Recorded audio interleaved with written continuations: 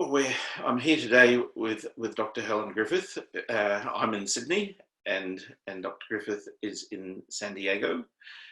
We met almost a decade ago, I think, and during and have had lots of interesting conversations during that time. And it's a delight to be able to talk with you, Dr. Griffith, again on this occasion, especially when we're looking at the incredibly important issue of wellness and mental health going through. And we can say hello because we know that we're all in different time zones, and people who will be tuning into this will be coming in from all around the world as well. So welcome and hello. Hello, Stephen. It is always a pleasure to sit down and talk with you. You've been an amazing thought partner over the years and taking education where it needs to go. So it's good to be here with you today on Zoom. Excellent. Yes. Now, the conversation today, we're talking about wellness and learning, and we're putting both of those pieces of the jigsaw puzzle together. So why should we do that? Why should communities, whether they're teachers, parents, policymakers, why should these two components be placed together? Well, you said it well, Stephen. The jigsaw puzzle, and we know in a puzzle, if a piece is missing, the puzzle is not complete, and the puzzle is not beautiful. And the puzzle doesn't do what it's designed to do. It's designed to make beauty and, of course, to be one whole package. And so mental health, wellness, and learning must be placed together because they're integral parts, and they're synonymous, and they must synergetic, rather. They must work together in order to create that 360 approach for learners. As we develop our schools, as we develop pedagogy and curriculum, that's got to be a central part because it is an essential piece. And without it, our schools aren't complete. And okay, I know it's a passion piece for you. Why is this a bit of a passion piece for you? Well, over the years in education, we've seen a trend that when scholars aren't doing well, we don't particularly unpack all of the reasons why. We typically in education would look at the academic piece. We might even look at doing a special education plan to see if there were some physical disabilities, but we don't necessarily focus on wellness. And if there's trauma in a child's life, if there's some insecurities such as food insecurities or housing insecurities or emotional insecurities because of the environment that they're coming from, we don't address that as an essential piece of understanding why they're not being productive and successful academically. And that now that we're seeing these trends and we're starting to infuse wellness into the schools, we're actually seeing the data showing us making a difference, that kids can be successful, they can become advocates for themselves and for others as we address their trauma, as we address the wellness piece. That's so essential. Okay, so look, I mean, this is a dialogue that is really important anyway. We know that mental health is an ongoing issue, and that probably in the last 10 years as a school leader, I've seen it accelerate as an issue to alarming levels. But we're choosing to have this dialogue now in the context of a pandemic. Do you see any special reason to be talking about it right now? Well, it's been elevated, absolutely. I don't know if around the world that 2020 was, in America, it was deemed the year of clear vision. It was kind of the catchphrase. And in this pandemic, we have really seen clearly some of the challenges that we're facing more so in education now than ever. So in a pandemic, it's been highlighted, it's been elevated to another level of importance. And I think more people are seeing it now as ever before. As our scholars are now sheltering in place, void of physical contact with not only their peers, but their teachers, their faculty, the support staff, the needs become greater. Some of them are in homes where they've had challenges and where they've experienced trauma, and their parents are experiencing even more trauma with all of the uncertainties with the pandemic, not only around health, but around the economy, around job security and shelter. So now it's become a heightened reason for us to address it because of the pandemic. And the year 2020 has just made that very clear for us. And so we should step in, we should push in. Yes, it's one of those funny ironies of life, that 2020 vision. We've always thought about that, and we never had any knowledge that this was all about to happen. Now, you used the phrase beforehand about a 360-degree approach to educating a whole child. But what do you actually mean by that? Well, literally 360 means a full circle. So that means we must address all of the issues and concerns that concern our scholars. So schools now, or at least my schools we're facing, of course, the academic challenge of making sure that they have their academic needs met. Food insecurity, some of them come to us hungry. And so not only do we have to provide lunch and breakfast at school, but we have to address the hunger of the family. The other emotional insecurities that we're finding, they're barriers to learning, they're barriers to successful behaviors, and we have to address those as well.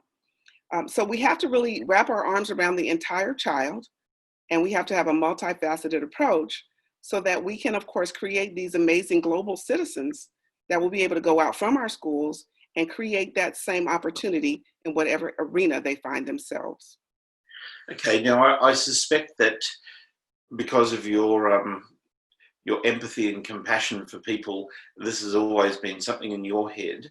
But do you see the lack of that 360-degree approach as having been a problem up until now, or is it an ongoing problem in other educational jurisdictions?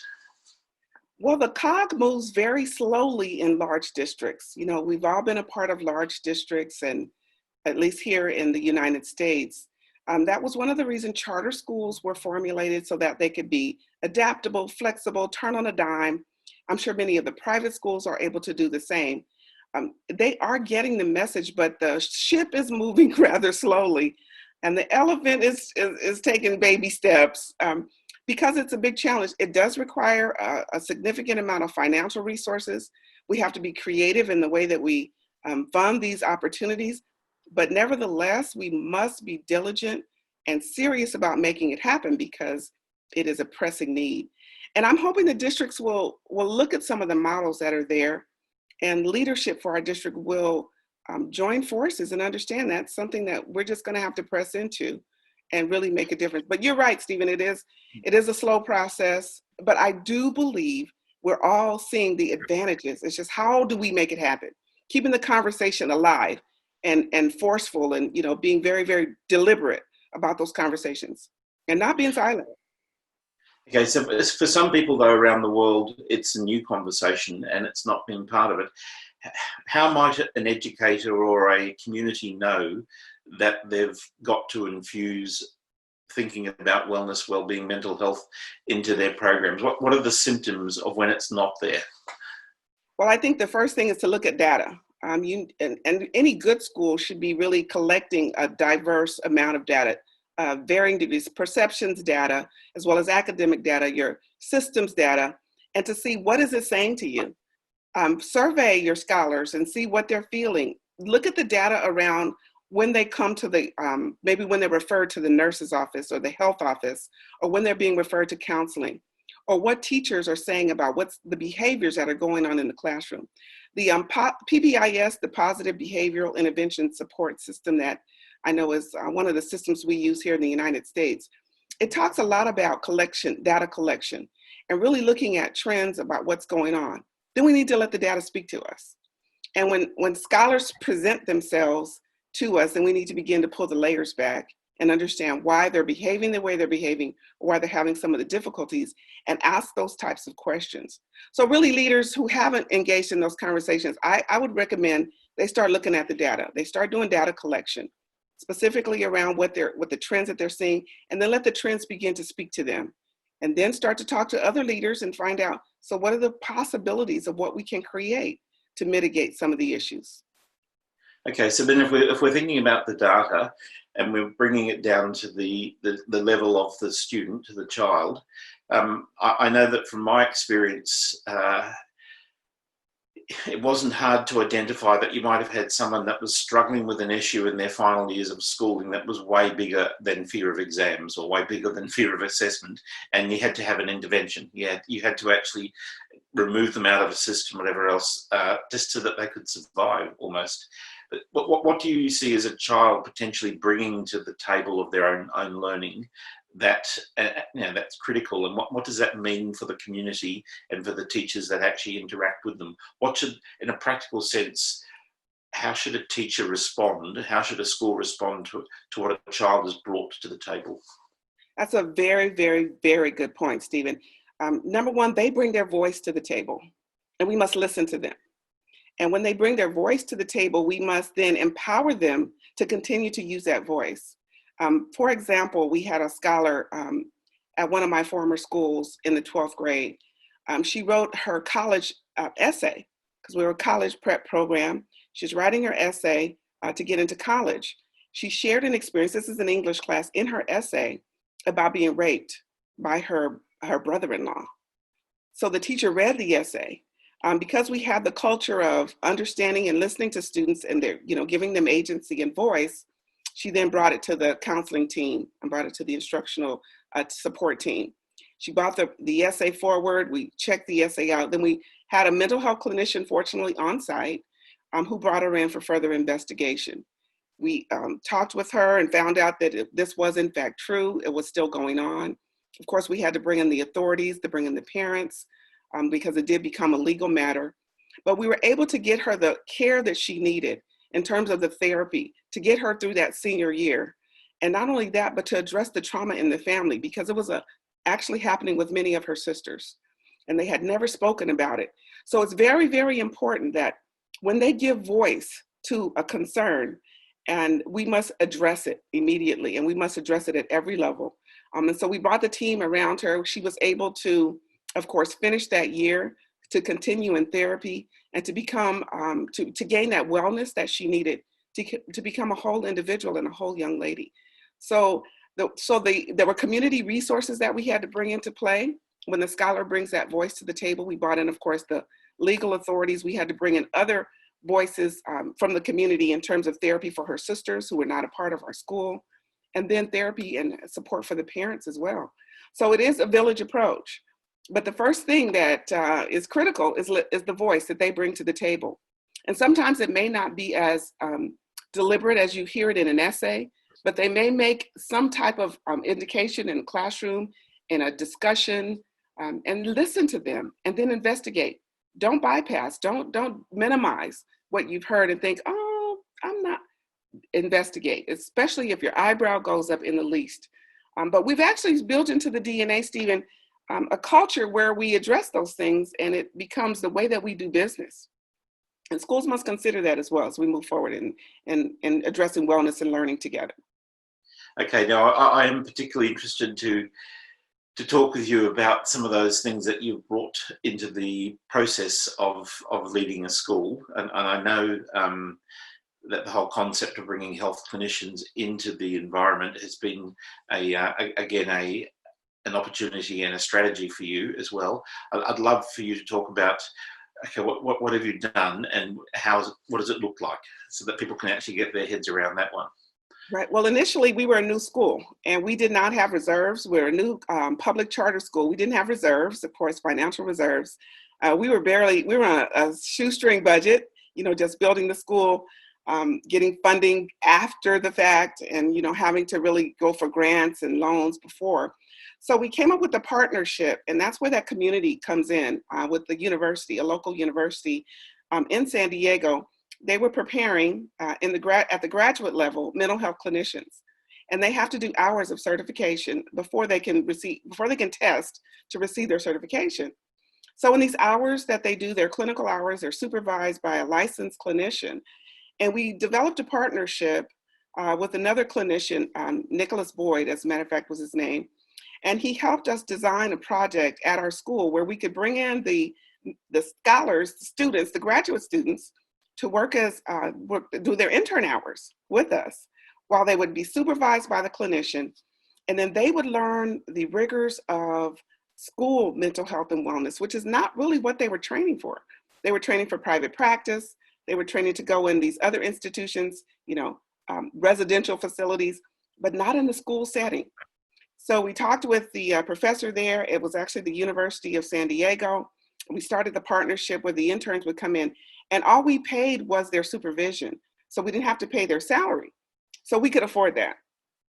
But it was in our plan, our financial plan, our long-range planning, that we would build in enough financial capital to then fund these positions after they would then license, because I believe they had to do like 3,000 hours, so a lot of hours. So that gave us some time to build up the capital, to place it in our budget, and to be able to afford it. so that we could have the advantage and the opportunity of the experience and the expertise, then while building it in. So after a few years, we got enough money, they licensed, and then we were able to hire them full time. And even while we were in the initial phases of the interns, we started a training process around building a culture of mental health and wellness and trauma-informed care and restorative practices. And the interns were leading this professional development. We were reading text with the staff, becoming experts in the area, and really building in that culture. And so now it looks like a program that you can actually replicate in other schools across the world with that model, because finances are key. You do need to fund the model, but you also need to create it as a part of the DNA, as a part of the culture, something that we do. Yeah, no, as you've been talking there, I've been thinking, I mean, interestingly, in New Zealand, the government actually has two strategies happening at the moment. First of all, they linked wellbeing to government departments and said that government departments could only get a budget if they actually had a wellbeing statement. So you've actually had this focus on wellbeing across the whole country. But then more recently, with as they come out of the pandemic, the government has decided to place artists, creative people in schools in a residence program, so that recognising that the arts community has been hit very hard by the economic downturns created by the pandemic. So the idea of actually having a sculptor or a designer or a creator in residence is now going to be funded by the government into New Zealand schools. As you've just described your model, it's really placing the health clinician and residents right into the community, isn't it? Absolutely. So it's taking another twist. It's actually uniting both of those little agendas together to say this is critical. Why is it particularly critical for you in the communities that you've worked with? Well, it's particularly critical because we are in areas of scholars that are below the poverty level. The school that I'm in now, they're actually not only below the poverty level, but they'll also be the first in their family to graduate from college. They're in neighborhoods where, typically in neighborhoods of color, mental health is a stigma, and to access mental health services is a stigma. But we know that we need to attend to our mental health because it is a part of who we are, mind, soul, and body. So the communities that we're in have been stigmatized for pursuing mental health, and it's been unacceptable.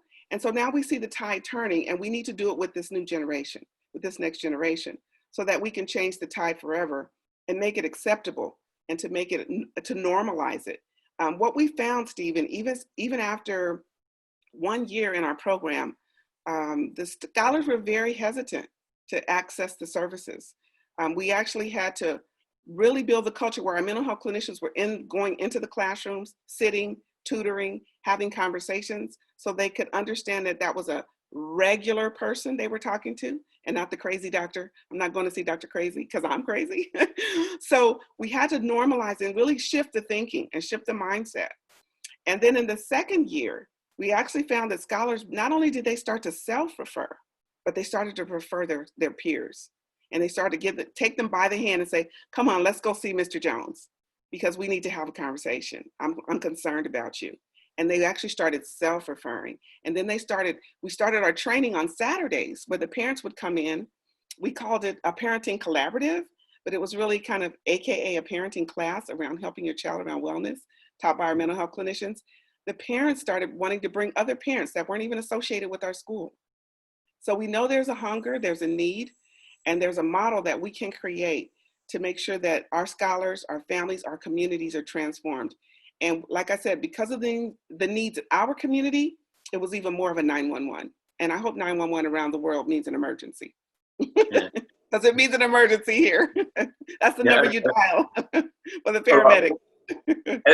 As we head towards the end of the conversation, just for now, for a school that has not had wellness as a pillar of their operation, what's a strategy or a tactic that you would recommend as a takeaway for them to consider? How do they bring a wellness agenda right into the heart of their operation?